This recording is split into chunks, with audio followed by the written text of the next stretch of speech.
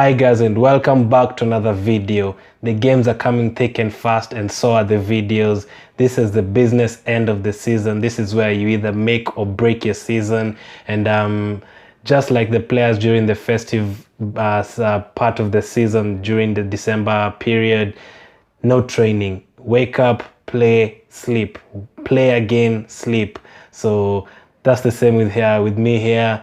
Make videos, sleep.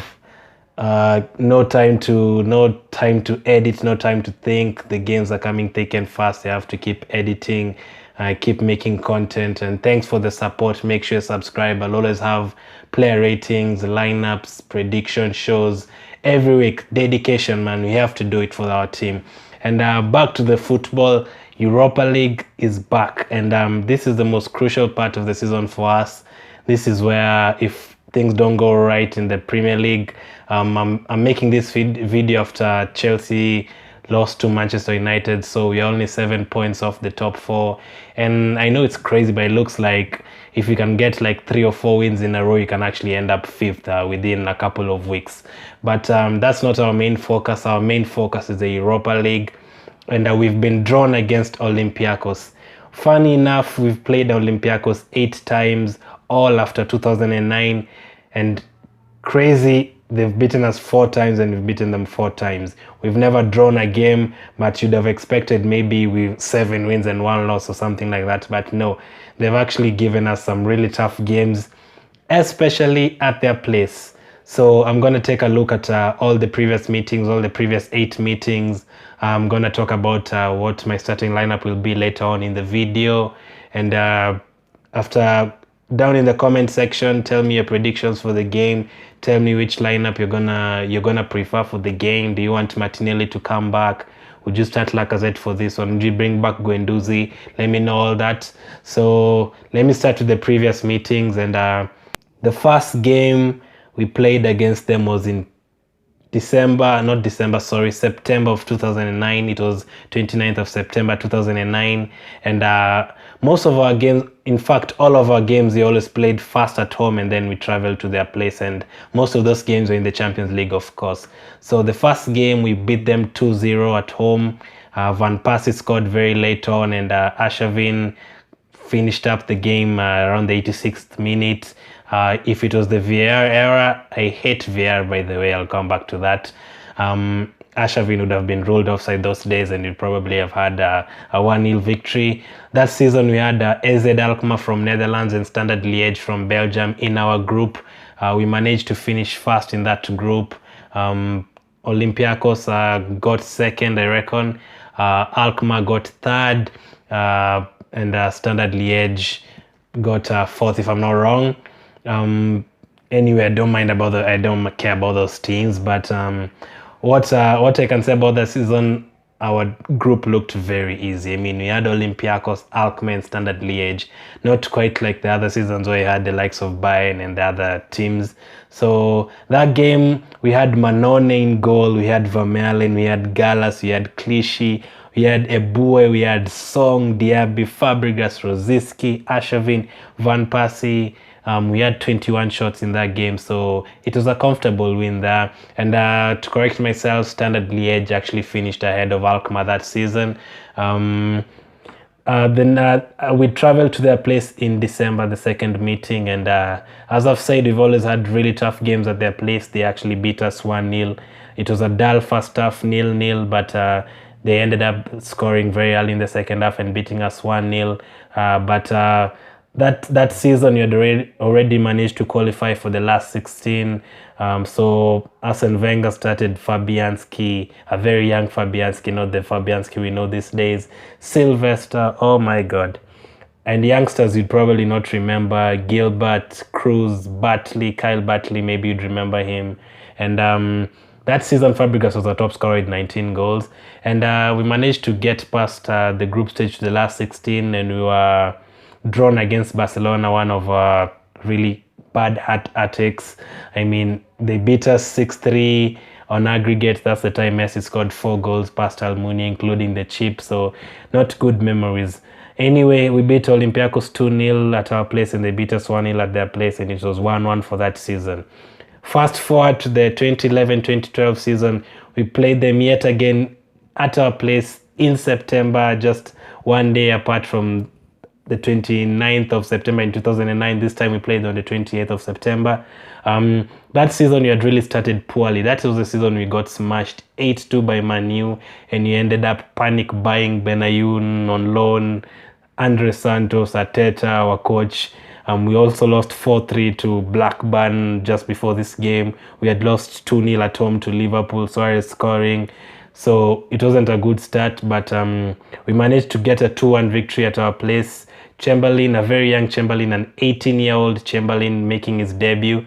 He scored that game very early on. That was his first Champions League goal. That made him the youngest ever player to score in the Champions League, the youngest ever English player to score in the Champions League. He was only 18 years old.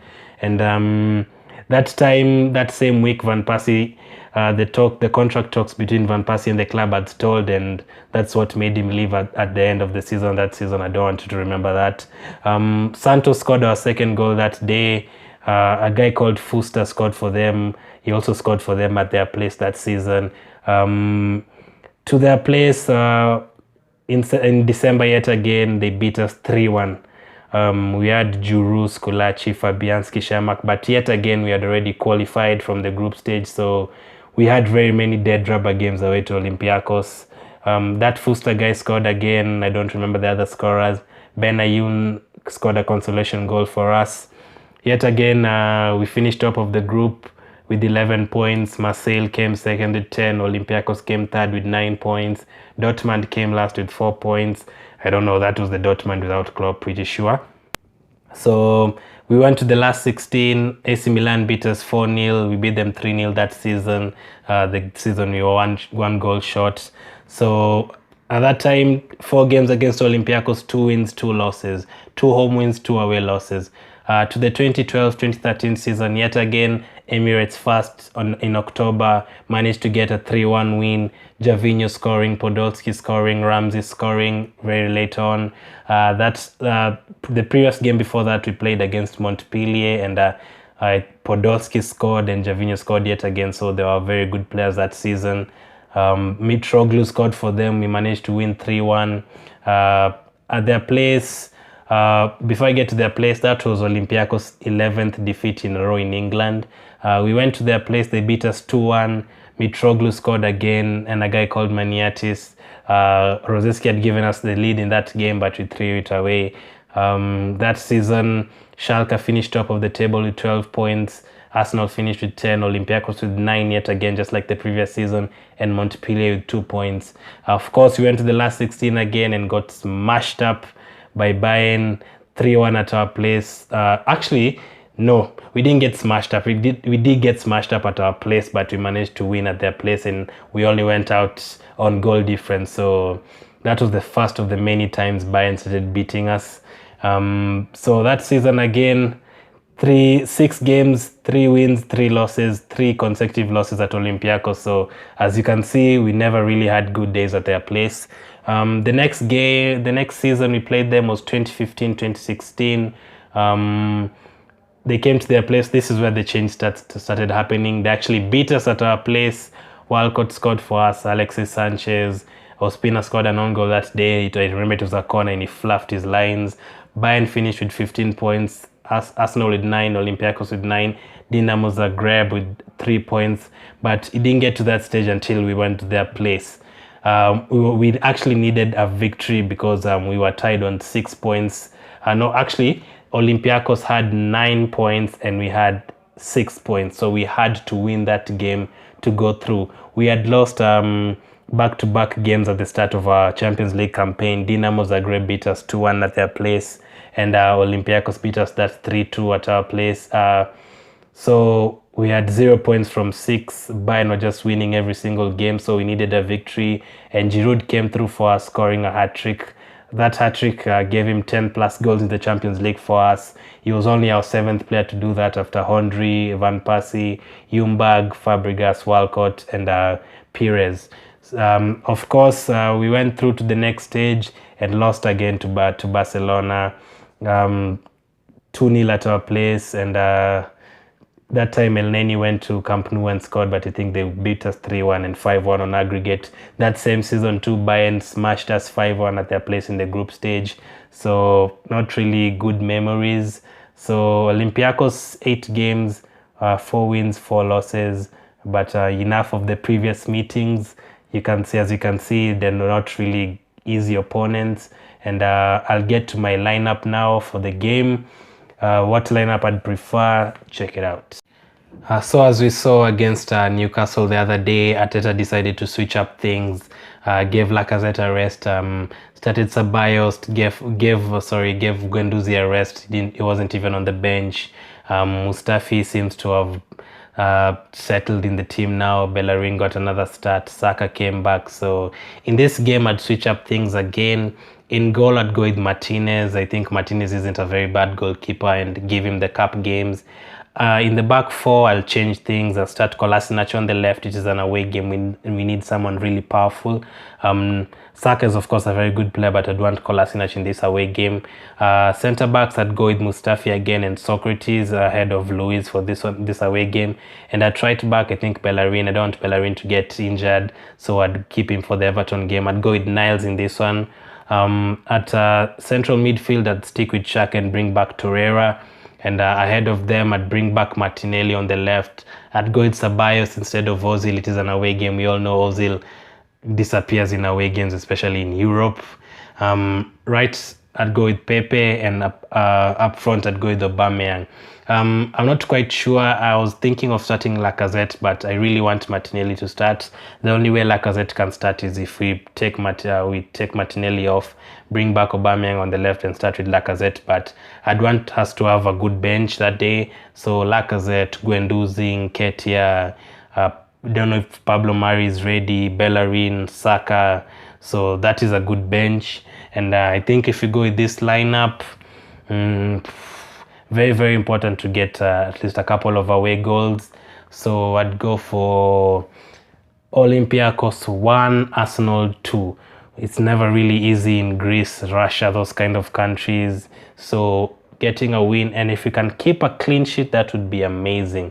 Because getting a 2-0 victory or 3, if you can score those 3 goals away from home, that would put us in the driving seat to go to the last 16. Let's not forget, this is a really, really important competition for us. It's been a terrible Premier League season, and this is what we are really looking at. Of course, ahead we'll have some really tough teams: Wolves, Man U, Inter Milan, Ajax, and those kind of teams. So even Leverkusen. So let's just get this done easily, get an away win, get comfortable at home. Let's not go there and lose 3-1 like we lost to Rennes the other time, 2-3 goals, and then go home really, really needing a victory. Let's just win this comfortably and be comfortable at home. So 2-1 my prediction. Let me know what your prediction is. Let me know your starting lineup. Of course, I'll have the player ratings immediately after the game, and my lineup for Everton probably on Friday night. Watch out for that. The prediction show for the Premier League, fantasy tip show for the fantasy Premier League managers. Watch out for that. Thanks for supporting the channel. This is work, man, the editing and everything, but it's awesome talking about Arsenal and putting my thoughts to the world. Make sure you subscribe, make sure you share. Thanks for watching, and take care.